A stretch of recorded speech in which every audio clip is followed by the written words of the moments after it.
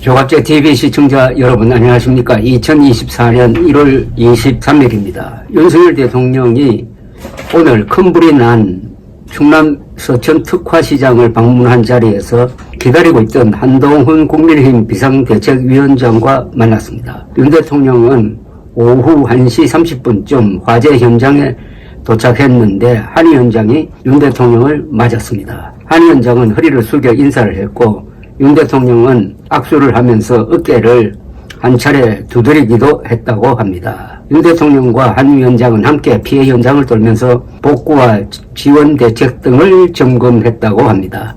강추위 속에서 진화 작업을 하는 현장 인원들도 격려했다고 합니다. 여권 핵심 관계자는 이 언론에 여권 핵심 관계자라고 나오는데 여권 핵심 관계자가 10명인지 1명인지 이런 익명은 안 써야 됩니다. 그런데 계속 여권 핵심 관계자라고 그럽니다. 청와대 참모인지 청와대 비서실장인지 어쨌든 여권 핵심 관계자는 자연스럽게 재난 현장에서 두 사람이 만나게 된 것으로 재난 앞에서는 정파도 여야도 이견도 중요치 않다면서 윤 대통령과 한 위원장 모두 현장에서 만나는데 흔쾌하게 동의했다고 설명했다는 겁니다. 이 문장에 모순이 있습니다. 앞에는 자연스럽게 만났다고 해놓고 뒤에는 두 사람이 현장에서 만나는데 동의를 하고 만났다는 겁니다. 만남을 연출했다는 이야기를 앞뒤가 맞지 않게 지금 설명을 하고 있습니다. 윤 대통령의 현장 방문은 오늘 오전에 결정됐다는 겁니다. 윤 대통령은 새벽 서천 특화시장 화재와 관련해가지고 가용 인력과 장비를 총동을 하여 화재 진압에 최선을 다하라고 한 뒤에 현장 방문을 검토하라고 참모들에게 지시했고 한 위원장도 이날 오전 국민의힘 사무처 방문 일정을 연기하고 화재 발생 현장을 찾는 것으로 일정을 변경했답니다. 그러니까 서로 연락을 주고받으면서 타이밍을 조율했다는 이야기죠. 소방당국에 따르면 전날 밤 시작된 불로 시장 점포 200여 곳이 불탔고 인명피해는 아직 없다고 합니다. 초유의 대통령 여당 대표 정면 충돌이 있은 지 48시간이 지나서 두 사람이 만난 겁니다. 그런데 정면 충돌의 원인이 되었던 김건희 여사 명품백 수수 사건에 대한 처리에 합의도 하지 않고 일단 봉합 차원에서 만남의 쇼를 벌린 것으로 비칩니다. 이준석 개혁신당 대표 이야기대로 약속 대련의 의심을 부를만 합니다. 국민들에게 자세한 설명 없이 알아서 이해하라는 태도인데 이 약속 대련의 시나리오가 없었는데 일이 진행되다가 보니까 계속 쇼 차원에서 일을 꾸미다가 보니까 사후적으로 그러니까 결과론적으로 약속 대련 같은 모습이 될 수가 있습니다. 그걸 결과적 약속 대련이라고 이름을 새로 짓든지 해야 되겠습니다. 정치인들이 쇼를 하는 것을 비판할 수는 없습니다. 정치는 지상 최대의 쇼입니다. 쇼를 해가지고 국민들의 마음을 잡는 바로 그 경쟁을 하는 거죠. 다만 그 쇼도 좀 자연스럽게 하면 좋죠. 근데 오늘의 이 두 사람 만남 쇼는 너무나 자위적입니다. 부자연스럽습니다. 여러분들이 소설을 읽어보면 두 가지 소설을 접할 겁니다. 하나는 통속 소설이고 하나는 고전이 된 그러니까 작품으로서의 소설이죠. 전쟁과 평화는 자기적인 내용이 별로 없습니다. 전쟁과 평화를 읽어가면 그냥 모든 인물이나 사건의 추이가 아주 자연스럽게 진행이 됩니다. 그러나 영화를 보면은 그렇게 되지 않죠. 모든 것이 자기적이고 위헌적이고 이렇게 되는 겁니다. 그러면 감동이 없죠. 그러니까 쇼를 하더라도 국민들이 알아채지 못하게 자연스럽게 하면야 그게 뭐 누굴 욕할 수도 없죠. 우리나라 정치사에서 가장 자연스러운 쇼는 1987년 6.25 선언 아니겠습니까? 노태우 민정당 대통령 후보가 비장한 얼굴로 나와가지고 국민들이 원하는 직선제 개헌을 받겠습니다. 김대중 연금 해제하겠습니다. 언론 자유 보장하겠습니다. 지방자치제 선거 합시다. 이런 식으로 아주 폭탄 선언을 하면서 이걸 전두환 대통령에게 건의를 한다. 만약 전두환 대통령이 이걸 받아들이지 않으면 난 공직에서 사퇴하겠다. 아주 비장한 선언을 했습니다. 그런데 나중에 알고 보니까 전두환 주도로 전두환 대통령이 노태우 후보를 설득을 해가지고 한 쇼였습니다. 쇼. 그게 밝혀지는데 한 2, 3년 걸렸습니다. 그걸 밝혀낸 사람이 바로 저입니다. 월간조선의 특종으로 그걸 밝혀냈는데 그렇다고 해서 왜 쇼를 했느냐고 전두환, 노태우 두 대통령 욕하는 사람이 있습니까? 쇼를 한 결과가 역사를 발전시키고 분부 세력과 민주화 세력이 타협을 해가지고 평화적으로 정권 교체를 이루는 그런 좋은 방향으로 나갔으니까 아무도 그걸 쇼라고 욕하지 않습니다. 그런데 한동훈과 윤석열 두 사람이 지금 벌리고 있는 이 쇼의 결말이 뭐냐는 겁니다. 결말이. 그러니까 가장 중요한 문제를 풀지 않고 쇼를 하고 있습니다. 6.29 선언은 감동적이었던 것이 그때 가장 중요한 직선제 개헌안을 받을 거냐 안 받을 거냐 하는 그걸 풀고 그걸 받는 쪽으로 해가지고 드라마틱한 선언을 함으로써 그때까지 타도 대상이 되었던 노태우 후보가 하루아침에 민주화의 기수가 되는 그런 기적을 만들어냈습니다. 그런데 윤석열, 한동훈 두 사람이 지금 이렇게 정면 충돌로 간 거는 김건희 여사의 명품 수수 건에 대한 생각이 달라서입니다. 그런데 두 사람이 오늘 만나기 전에 이 문제에 대해서 서로 어떻게 풀어가기로 합의를 하고 만났다면은 아마도 오늘의 만남이 무게를 갖게 될 것입니다. 쇼를 해도 좀 서툴게 하니까 모든 국민들이 보고 뭔가 이상하다고 느낍니다.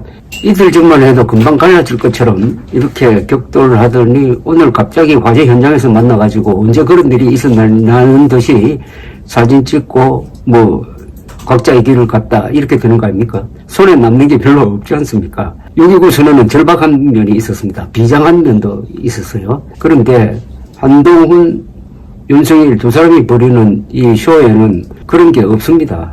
쇼를 제대로 하려면은 셰익스피어를 읽어야 됩니다. 유럽에서 셰익스피어는 고등학교 때부터 이렇게 합니다. 맥베스 같은 걸 읽으면은, 이 권력이 뭐냐?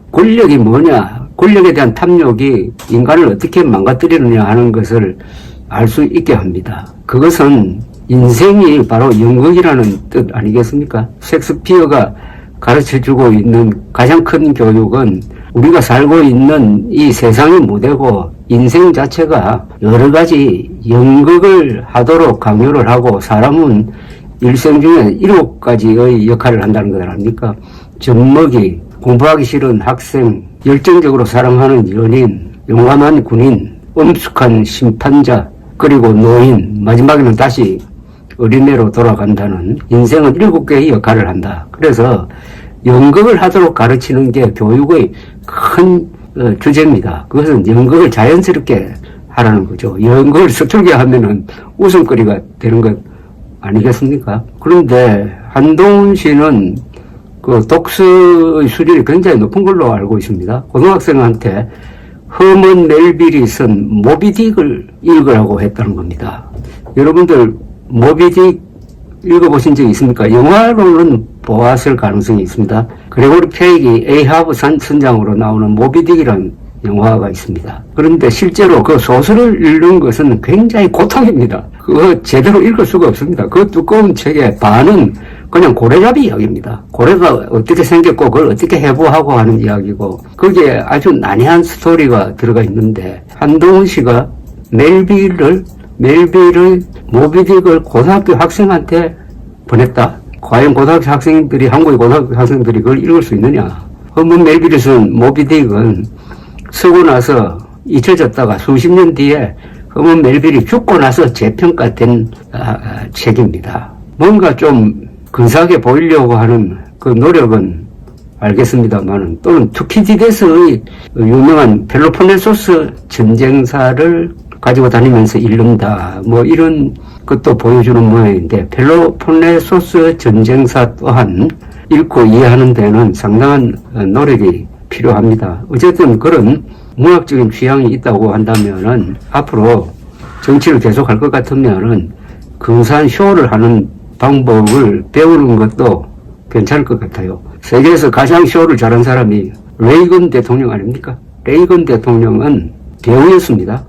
그리고 대통령이 되었습니다. 기자가 물었습니다. 아니 어떻게 배우가 대통령이 될 수 있습니까? 레이건은 즉답을 합니다. 아니 어떻게 대통령이 배우가 안 될 수가 있습니까? 윤석열 대통령은 아직 3년 남았으니까 꼭 대통령으로서의 연기를 어떻게 하는지에 대한 연구를 하면 좀 도움이 되지 않을까 생각이 듭니다. 연극은 거짓말입니다. 기본적으로. 그러나 거짓말을 자꾸 하면 이게 또 진실이 되는 수가 있습니다. 연극을 자꾸 하다가 보면은 그게 나중에 사실이 되고 실천되는 수가 있습니다. 1960년대에 순교자라는 영어 소설을 써서 미국에서 유명해진 김은국이라는 분이 미국 한 잡지사의 부탁을 받고 한일회담으로 격돌하고 있던 한국에 와서 르포를 썼습니다. 그 르포 기사의 제목이 오 마이 코리아였습니다. 거기 보면 아주 감동적인 언급이 있습니다. 한국 사람들은 민주주의라는 연극을 하고 있다. 그러나 너무 실망할 필요 없다. 연극을 자꾸 하다가 보면 그게 실제가 될지도 모르겠다. 과연 그 20년 뒤에 1987년에 한국은 6.29 선언이라는 또 다른 연극을 통해서 민주주의를 구호로만 외치다가 이제는 실천하는 민주주의 실천 시대를 열었습니다. 그게 바로 제6공화국이죠. 제6공화국 초대 대통령이 바로 연극을 잘했던 노태우 대통령이었습니다. 그러니까 이제 30년도 넘게 지났으니까 윤석열, 한동훈 두 사람은 앞으로 더 근사한 6.29 선언보다 더 근사한 쇼를 하셔가지고 국민들을 깜짝 모르게 한번 역사를 바꿔주시길 바랍니다. 감사합니다.